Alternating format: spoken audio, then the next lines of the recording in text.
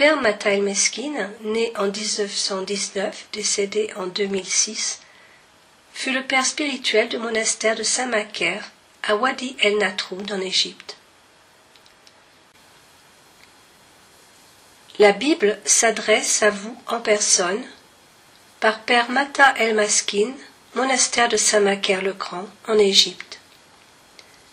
Les livres scientifiques, historiques ou littéraires en quête de vérité sont aisés à trouver.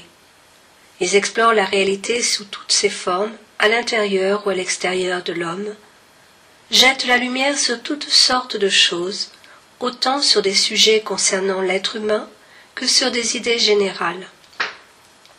Écrits dans les limites de l'intellect, ils visent au bien-être physique, à accroître le savoir et à enrichir l'héritage intellectuel et culturel. La Bible est différente. Ce n'est pas ainsi qu'elle doit être abordée.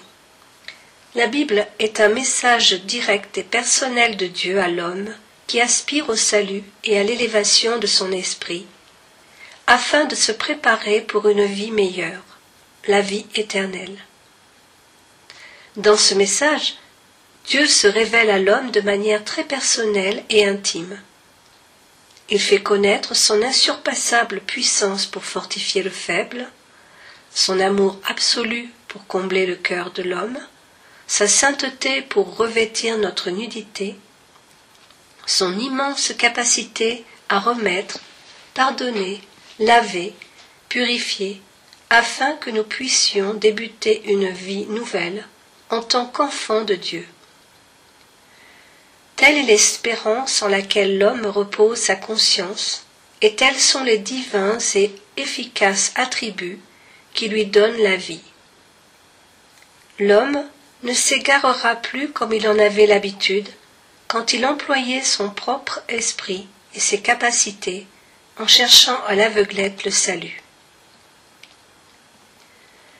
L'alliance à laquelle Dieu nous appelle n'est pas illusoire et ne provient pas non plus de paroles de persuasion humaine. Elle est fondée sur le propre sang du Christ. C'est une alliance établie dans la parfaite munificence de Dieu et sa totale acceptation. Dieu offre ses propres esprits, sang et soi, par le biais de ses faveurs et de ses dons. Exalté au-dessus de lui-même, l'homme les reçoit, puis à son tour accède à des domaines qui dépassaient ses propres capacités. Tous les bienfaits du Tout-Puissant sont de cette nature.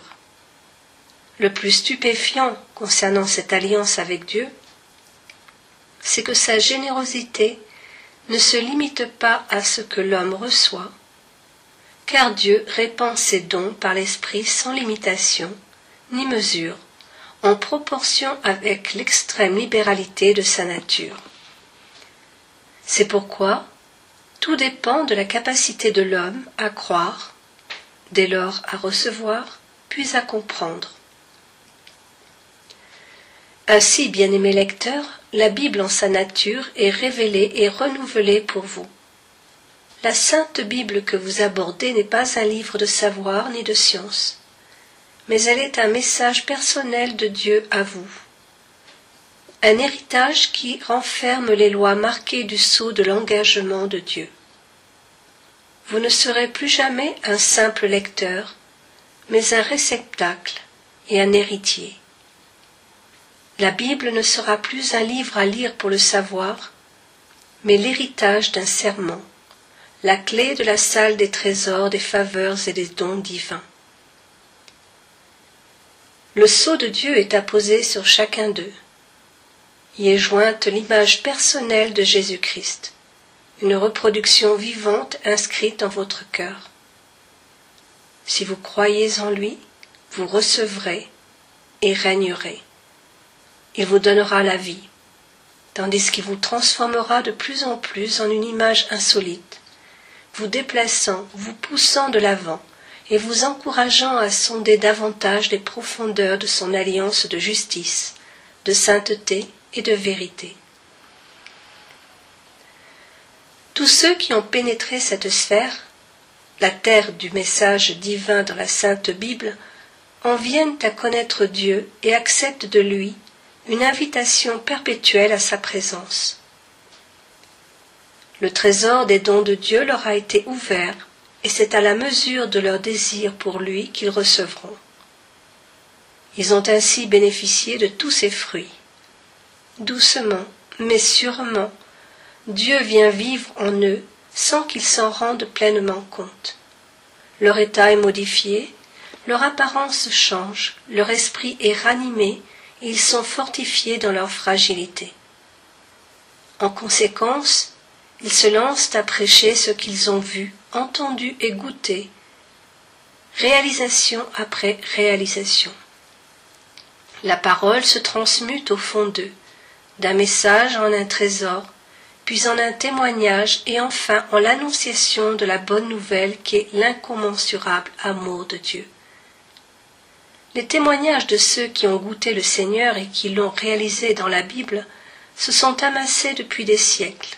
Ils sont devenus une partie intégrante du message de la Bible lui-même. Nous en bénéficions avec certitude et nous sommes encouragés à pénétrer la même sphère, assurés du résultat avant même d'avoir commencé. Dès lors que vous lisez la Bible, comme un message que Dieu vous adresse en personne, les mots cheminent jusqu'au plus profond de votre conscience et de votre sensibilité spirituelle. C'est alors que votre lecture se fait en toute lucidité spirituelle, avec un cœur ouvert et réceptif, disposé à obéir et à se réjouir. Ce sont de vivantes et visibles empreintes du doigt de Dieu qui se déplacent, forment et dessinent sa divine et efficace marque. En écho, la conscience qui était endormie est ranimée. Les larmes ruissellent d'autant que la parole rassure et console. Elle transforme l'âme au plus près de la volonté et du plaisir de Dieu. Elle fait grandir l'homme en gratitude alors qu'il avance vers Dieu à la lumière de sa parole. Le Christ le tient par la main, le conduisant au travers des épreuves de cette vie, dans la noirceur de notre temps, jusqu'à ce qu'il atteigne le cœur de Dieu le Père. Une fois encore, nous sommes avertis qu'aborder la parole de façon stérile et évidente conduit seulement à un examen, un questionnement et finalement au scepticisme. Un esprit contrit, par contre, qui l'aborde comme un vivant message, purifie, sanctifie et fortifie le cœur dans sa dévotion et sa foi. Les deux méthodes sont possibles. Vous êtes libre de votre choix, bien-aimé lecteur. Si vous choisissez la première, vous terminerez enchevêtré dans la science de l'examen, de l'analyse et de la critique, et en finale dans les ténèbres du scepticisme. Par contre, si votre choix se porte sur la seconde, puisque dans le verdict vous concernant pèse le poids de la sainteté, vous serez justifié car vous êtes défendu par la réalisation des pères, des prophètes, des apôtres et des saints. Votre nouvelle vie en une foi éprouvée sera bâtie sur le témoignage de l'Esprit, au plus profond de votre conscience. Grâce à votre foi et à votre expérience, vous pourrez répondre à tous les doutes et à toutes les approches qui se contentent de critiquer et d'analyser.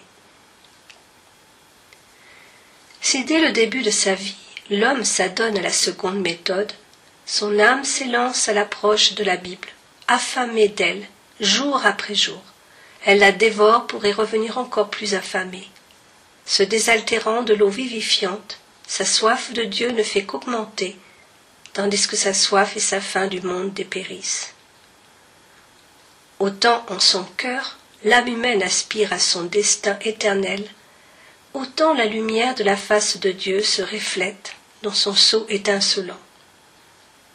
Alors qu'elle éprouve n'être rien, les autres la voient resplendir, car l'âme ne voit rien d'elle-même, si ce n'est sa fragilité transportée par l'amour de Dieu. C'est alors que l'âme réceptive peut tenir tête à l'érudition, au scepticisme et à la violence de l'esprit. Éveillée et emplie d'amour, elle reçoit patiemment l'amour authentique de Dieu, et comme on peut le lire dans la Sainte Bible, sa condescendance pour l'homme. De cette façon, l'embarras de la méthode scientifique s'évanouit et il ne reste plus d'angoisse dans l'esprit et la conscience.